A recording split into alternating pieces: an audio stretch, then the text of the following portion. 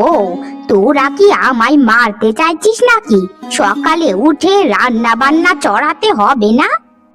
কোথায় তোরা চলে যাস রে সকাল সকাল উঠে? এভাবে চলতে থাকলে না আমার ছেলেদের কাছে বিচার দিয়ে তোদের তিনটাকে ঘাড় ধাক্কা দিয়ে বের করে দেব। মা, কথায় কথায় আপনাদের ছেলেদের ভয় একদম দেখাবেন না। আপনাদের তিন ছেলে যে সেই শহরে গেল, তারপর থেকে তো কোনো খরচাপাতি পাঠাইনি। আমরা তিনটে বোন মিলে এই সংসারটাকে চালাচ্ছি। কটা শাক তুলতে গিয়েছিলাম, জঙ্গলের ধারে অনেক শাক ছিল, কিন্তু কে জানি শাকগুলো নিয়ে গেছে, তাই আবার বাড়ি ফিরে এসেছি। শাক তুলতে গিয়েছিলিস নাকি কারো সাথে দেখা করতে গিয়েছিলিস? আমি তো নিজ চোখে দেখিনি, তাই কথাও বাড়াতে চাই না। আর আমার ছেলেদের নামে উল্টো পাল্টা কথা বলা বন্ধ কর। আমার ছেলেরা হচ্ছে সোনার টুকরো ছেলে, তোদের মতো এসব অসভ্য জাত নয়। সাবধানে কথা বলুন মা, দিদিকে যা ইচ্ছে তাই বলতে পারেন, আমাদেরকে তো বলতে পারেন না আপনি। আমরা তো দিদির মতো এত দুর্বল নই যে আপনার সাথে চিউ চিউ করে কথা বলবো। শুনুন মা, আমরা শাক তুলতে গিয়েছিলাম আর এখন খালি হাতে ফিরে এসেছি, শেষ। আর আমার পরিবার নিয়ে বাজে কথা একদম বলবেন না। তুই হচ্ছিস ছোট বউ, ছোট বউয়ের মতোই থাক। ক্যাউটে সাপের মতো এরকম ভাবে লাফালাফি করবি না। তোরা তিনটে বোন মিলে যে এই সংসারটাকে হাতিয়ে নেবার চেষ্টা করছিস, সেটা কি আর আমি জানি না? শোন রে হতচ্ছাড়িরা, তোদের এই আশা কোনো দিন আমি পূরণ হতে দেব না। আমার ছেলেগুলো শুধু আসুক, তারপর তোদেরকে মজা দেখাচ্ছি। কি বলছেন এসব মা? চুপ করুন। আমরা তিনটে বোন এই বাড়িতে কত সুন্দর করে থাকি, আর আপনি শুধু শুধু আমাদের উপর অকথা কুকথা তুলেন। এগুলো একদম ঠিক নয় মা। আমরা আপনার মেয়ের মতো, আমাদের সাথে একটু ভালোভাবে কথা বললেই ভালো হয়। তোদের সাথে ভালোভাবে কথা বলার থেকে রাস্তার কুকুরের সাথে ভালোভাবে কথা বলা ঢের ভালো। তোরা আমার কোন কথাটা শুনেছিস শুনি, যে তোদের কথা শুনে আমায় চলতে হবে? মা, দয়া করে বন্ধ করুন। এই ঝগড়া তো প্রতিনিয়তই চলতে থাকবে। এখন ঝগড়া না করে আপনি ঘরে গিয়ে একটু বিশ্রাম করুন, আর দেখি রান্নাঘরে কিছু আছে কিনা। আর কি বলবো শেফালির মা, আমার হয়েছে যত জ্বালা।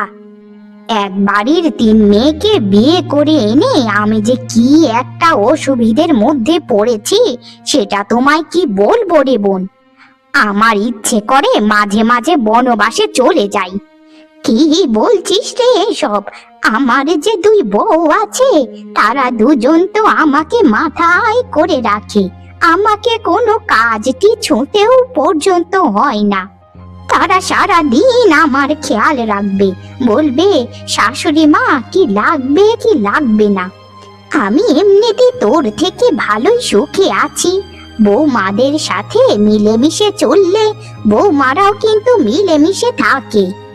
তা তুই কিভাবে থাকিস বলতো তোর বৌমাদের সাথে? ও আচ্ছা, তাহলে আমাকে সন্দেহ করছো তুমি? আমি ওই তিন হতচ্ছাড়ির পা ধরে ধরে থাকি, তবু আমাকে তারা দেখতে পারে না। এত অসভ্য পরিবারের মেয়ে যে ধরে আনবো আমি, এটা কোনোদিন কল্পনাও করতে পারিনি। বাপটা তো একটা টাকাও যৌতুক দেয়নি, মেয়ে তিনটেকে আমার ঘাড়ে চাপিয়ে দিয়েছে। যৌতুক নিবি কেন? তিনটে বৌমা তো তোর তিনটে মেয়ের মতো। এই যে দেখ, আমার দুটো ছেলেকে বিয়ে করিয়েছি, মেয়েগুলোকে গয়নাগাটি দিয়ে তারপর ঘরে তুলেছি। একটা টাকাও মেয়ের বাবাদের গুনতে হয়নি, কারণ আমার বৌমাদের বাবা কত কষ্ট করে ছোটবেলা থেকেই লালন পালন করে বড় করেছে। হয়েছে হয়েছে, বুঝেছি। তোমার সাথে কথা বলার আর আমার একদম ইচ্ছে নেই। তুমি গিয়ে তোমার বৌমাদের সাথে বসে থাকো বাপু, আমারও তো শখ নেই। তুমি এনেছো নাকি এনেছো না, সেটা তো আমার দেখার বিষয় নয়। আমি আমার বৌমাদের সাথে যা ইচ্ছে তাই করব। এটা আমাদের বৌমা, তোমার বৌমার সাথে তুমি গিয়ে একতলায় ভাত খাও। দিদি, এটা কি সংসার নাকি ভিক্ষুকখানা? এখানে তো আমরা না খেতে পেয়ে মরে যাবো গো। এখনো সময় আছে, চলো সংসারের কপালে লাথি মেরে বাপের বাড়ি গিয়ে বসে থাকি। এই হলো সংসারের নমুনা, কোনো কিছু এনে দেয় না, খাবার দাবারের কোনো চিন্তা নেই, সব কিছুই আমাদেরকে দেখাশোনা করতে হয়। বাপের সংসারে কোনোদিন ভাতটা নিংড়িয়ে খাইনি, সেখানে এসে শ্বশুর বাড়িতে সংসার টানতে হচ্ছে। কি করবি রে ছোট, সবই তো হলো আমাদের কপাল। এখন যদি শ্বশুর বাড়ি ছেড়ে বাপের বাড়ি গিয়ে বসে থাকি, তাহলে বাপের বাড়ির মানুষজন কি বলবে আমাদেরকে বলতো? বাবা কত হাসি মুখে আমাদের তিনজনকে এক ঘরে বিয়ে দিল, কিন্তু সেই মান যদি আমরা রাখতে না পারি, তাহলে আমরা কেমন মেয়ে বল? হ্যাঁ দিদি, তুমি একদম ঠিক কথা বলেছো। বাবা আমাদের কত কষ্ট করে বড় করেছে, এখন যদি আমরা স্বামীর সংসার ছেড়ে গিয়ে বাপের বাড়ি বসে থাকি, বাবা অনেক কষ্ট পাবে।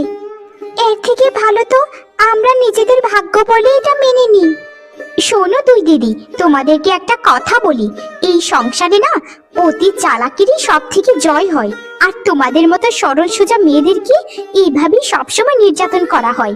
আমি নির্যাতনের পক্ষে নই, তবে আমিও মেয়ে কম নয়। যদি কোনোদিন একটা সুযোগ পাই না, দেখবে শাশুড়ির হাত পা ভেঙে একদম বিছানায় ফেলে রাখবো।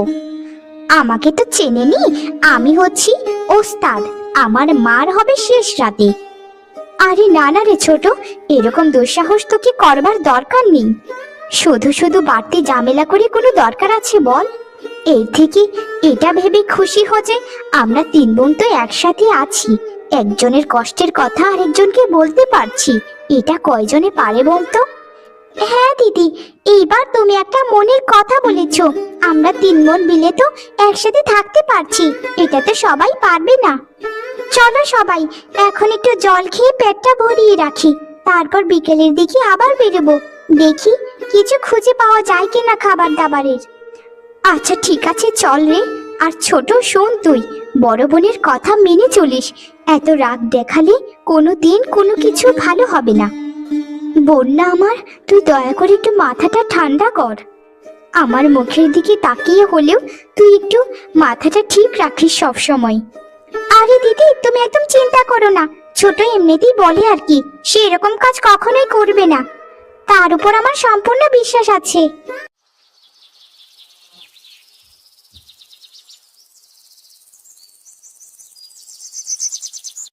দিব্য দৃষ্টিতে তো স্পষ্ট দেখতে পাচ্ছি যে এই বাড়িটাই হচ্ছে ওদের। বাড়িতে কি কেউ আছিস? মা, মা, বাড়িতে আছিস? হ্যাঁ হ্যাঁ সাধু মহারাজ, আমরা বাড়িতে আছি। আমাদের কি দরকার আপনার বলুন? আমরা কি কোনো ভুল করেছি? আরে না রে মা, তোরা কোনো ভুল করিসনি। আসলে আমি তোদের কাছে ঋণী, তাই এই ঋণ পরিশোধ করতে এখানে এসেছি। তোরা যদি চাস তাহলে আমি সেই ঋণের বোঝা তোদেরকে দিয়ে হালকা করতে চাই। কি বলছেন এসব সাধু বাবা? কিসের ঋণ আর কিসের বোঝা? আমরা তো কিছুই বুঝতে পারছি না। দয়া করে যদি একটু খোলসা করে বলতেন তাহলে খুবই ভালো হতো। তোদের মায়ের নাম ছিল মালা, আমি ঠিক ধরেছি তো? তোদের মা একদিন জঙ্গলের ধারে আমার বড় একটা বিপদ থেকে উদ্ধার করেছিল, যাকে বলে মৃত্যু থেকে ফেরানো। সেদিন তোর মাকে আমি বর দিতে চেয়েছিলাম, কিন্তু তোদের মা বলেছিল যে আমি যদি কোনোদিন মরে যাই, আমার মৃত্যুর পর আমার তিনটা মেয়েকে আপনি একটু সাহায্য করবেন যেন তাদের জীবনটা সুন্দর হয়। আমি তোদেরকে অনেক জায়গায় খুঁজেছি, কিন্তু কোথাও পাইনি।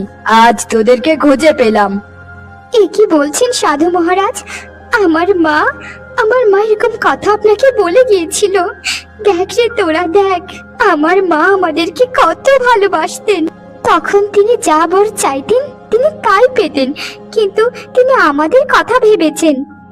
হ্যাঁ গো দিদি, মা আমাদেরকে বড্ড ভালোবাসতেন। আচ্ছা সাধু বাবা, বলুন তাহলে কি কথা, আর কি আমাদেরকে বর দেবেন? আমরা যে খুবই অসুখী, আমাদের সংসারে যে কোনো শান্তি নেই, আমাদের সংসারে অভাব অনটনে ভরপুর। আমরা তিনজন বোন এই সংসারে খুবই কষ্টে দিন যাপন করছি।